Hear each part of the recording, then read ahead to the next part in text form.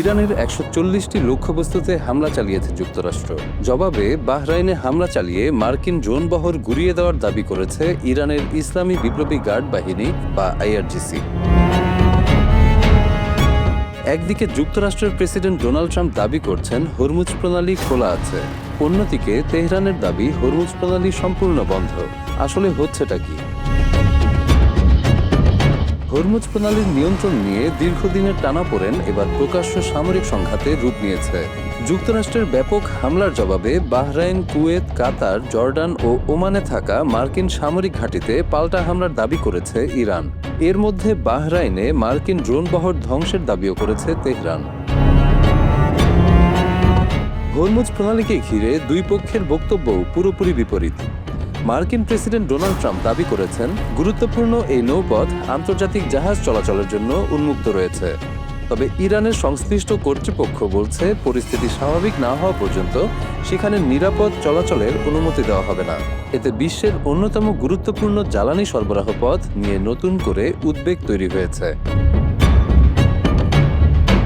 রোববার দিবাগত রাতে উপসাগরীয় অঞ্চলে যুক্তরাষ্ট্র ও ইরানের মধ্যে আবার পাল্টাপাল্টি হামলার ঘটনা ঘটেছে। ইরানের দাবি তাদের দক্ষিণ উপকূলের সামরিক ও বেসামরিক স্থাপনায় যুক্তরাষ্ট্র নতুন করে ব্যাপক হামলা চালানোর পরই এই পাল্টা অভিযান শুরু হয়। অন্যদিকে ওয়াশিংটনের ভাষ্য, হরমুজ প্রণালী দিয়ে আন্তর্জাতিক জাহাজ চলাচলে বাধা সৃষ্টি এবং বাণিজ্যিক জাহাজে হামলার জবাব দিতেই এই সামরিক অভিযান চালানো হয়েছে। ফলে দুই দেশের পাল্টাপাল্টি অবস্থান এখন আরও তীব্র হয়ে উঠেছে। মার্কিন সেন্ট্রাল কমান্ড বা সেন্টকম জানিয়েছে তারা ইরানের অন্তত ১৪০টি লক্ষ্যবস্তুতে হামলা চালিয়েছে। এসব লক্ষ্যবস্তুর মধ্যে ছিল বিমান প্রতিরক্ষা ব্যবস্থা, উপকূলীয় রাডার, ক্ষেপণাস্ত্র ঘাঁটি, ড্রোন পরিচালনা অবকাঠামো এবং দ্রুতগতির ছোট নৌযান। যুক্তরাষ্ট্রের দাবি এসব হামলার উদ্দেশ্য ছিল হরমুজ প্রণালীতে ইরানের সামরিক সক্ষমতা কমিয়ে আন্তর্জাতিক নৌ চলাচল নিরাপদ রাখা। হামলার পর ইরানের হরমুজগান, খুজেস্তান ও সিস্তান বেলুচিস্তান প্রদেশের বিভিন্ন এলাকায় একাধিক বিস্ফোরণের খবর পাওয়া গেছে। বন্দর আব্বাস, জাস্ক, সিরিক ও কেশম দ্বীপে থাকা রাডার ও সামরিক স্থাপনার আশপাশেও বিস্ফোরণ হয়েছে। খুজেস্তানের ওমিদিয়ে, মাশাহর, বেহবাহান, জেজফুল এবং আফভাজের আশেপাশের এলাকাও হামলার আওতায় এসেছে বলে জানিয়েছে স্থানীয় গণমাধ্যম।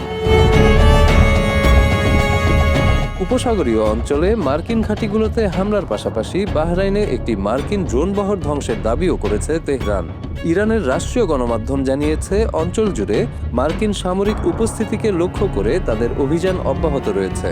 অন্যদিকে ওয়াশিংটন বলছে তারা পরিস্থিতির ওপর নিবিড় নজর রাখছে এবং প্রয়োজন হলে আরও ব্যবস্থা নেওয়া হবে। ইরানের পররাষ্ট্র মন্ত্রণালয়ের অভিযোগ, যুক্তরাষ্ট্রের সাম্প্রতিক হামলা পশ্চিম এশিয়ায় উত্তেজনা কমানোর কয়েক মাসের কূটনৈতিক প্রচেষ্টাকে কার্যত ভেস্তে দিয়েছে। একই সঙ্গে হরমুজ প্রণালীতে মার্কিন হস্তক্ষেপ আন্তর্জাতিক বাণিজ্য ও সামুদ্রিক নিরাপত্তাকে নতুন ঝুঁকির মুখে ফেলেছে বলেও দাবি করেছে তেহরান। দুই দেশের এই সংঘাত কোন দিকে গড়ায় সেদিকেই এখন পুরো বিশ্বের নজর।